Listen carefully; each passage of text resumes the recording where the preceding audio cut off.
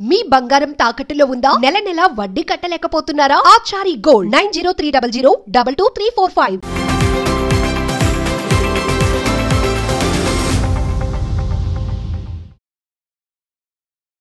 నమస్తే, welcome to magnet TV. నేను మీ కృష్ణవేణి.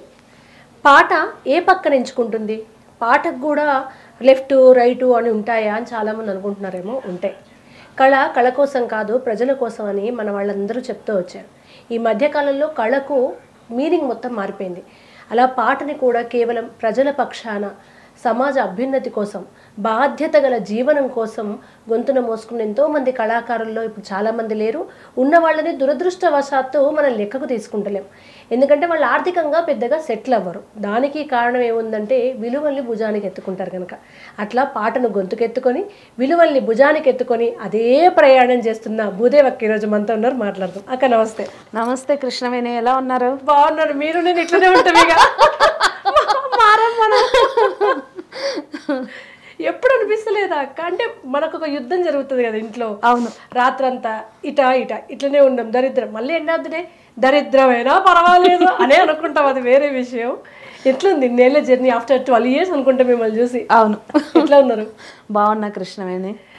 నువ్వంటేనే ఆచలని సముద్ర గర్భం. అవును. అట్లనే దాశరథి గారి 100 సంవత్సరాలు ఇవాళ శత జయంతి.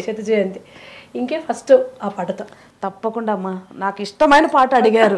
అందులో ఇవాళ శత జయంతి, ఆయన జయంతి రోజున ఆయన్ని పాట పాడుకోవడం అనేది ఆయనకి మనం ఇచ్చే ఒక ట్రిబ్యూట్ లాగా, నివాళిలాగా. ఆ చల్లని సముద్ర గర్భం దాచిన బడబానలమెంతో, ఆ నల్లని ఆకాశంలో కానరాని భాస్కరులెందరో, ఆ చల్లని సముద్ర గర్భం దాచిన బడబానలమెంతో,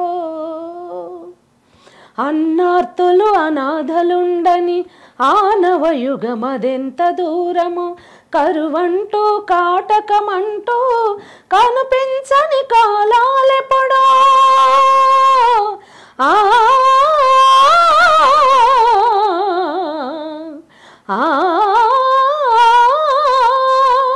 కరువంటూ కాటకమంటూ కనిపించని కాలాలెప్పుడో, పసిపాపల నిదుర కనులలో ముసిరిన భవితవ్యం ఎంతో, గాయపడిన కవి గుండెలలో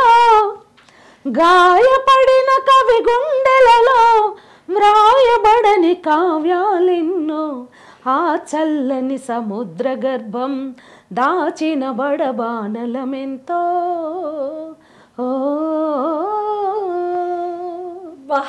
దాశరథి గారు జైలు గోడల మీద రాసుకున్న పాట ఇవాళ మనలాంటి వాళ్ళ గుండె గోడల మీద రాసుకుంటున్నాం. మనం కూడా దాచిన బడబానలాలు ఎన్నో ఉన్నాయి. మనిషి జీవితం కూడా అంతే, చూడ్డానికి ప్రశాంతంగా కనిపిస్తాము, ఆ మనసులో ఏముందో ఎదుటి వ్యక్తికి తెలియదు. అసలు మనలాంటి వాళ్ళం బాగా నటిస్తాం ఆ విషయంలో. అవును, నిజంగా ఎంత గొప్పగా రాశారు కృష్ణవేణి.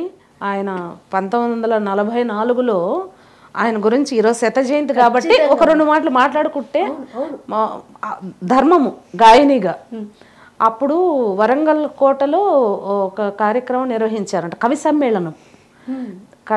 సమ్మేళనం నిర్వహిస్తే అక్కడ అంతా సెట్టింగ్స్ అంతా వేస్తారు కదా, చలువ గుడారాలో ఏదో వేసారంట.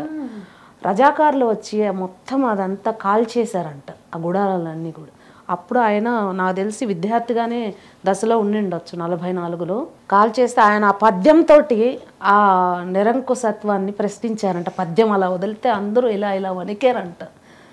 మామూలు సాహిత్యం కాదు, సామాన్యుడి స్వరం, అది సామాన్యుడి కవితా స్వరం అని రాశారు. ఇవాళ ఈనాళ్ళలో చదివాను నేను. అలాంటి మహాకవి దాశరథి గారు నిజాం నిరంకుశ పాలనని తన పాటతోటి ప్రశ్నించినటువంటి పాటలు ఎన్నో. రైతు పోరాటం కావచ్చు, రజాకారుల పోరాటం కావచ్చు, నిజాం పరిపాలనగాను ప్రశ్నించినటువంటి మహాకవి. అన్నార్తులు అనాథులు అసలు ఉండనటువంటి కాలం అసలు వస్తుందా అని ప్రశ్నించినటువంటి అలాంటి మహాకవిని ఈరోజు నిజంగా ఆయన్ని మనం నివాళులు అర్పిస్తున్నామంటే చాలా ఆనందంగా ఉంది. ఆ మొదటి పాట నన్ను ఆ పాట అడిగినందుకు కృష్ణవేణి, నిజంగా నువ్వు కూడా గాయనివి కాబట్టి, వ్యాఖ్యాతవే కాకుండా గాయనివి కూడా కాబట్టి ఆ పాట అడిగినందుకు నేనే నీకు ధన్యవాదాలు తెలియజేస్తాను.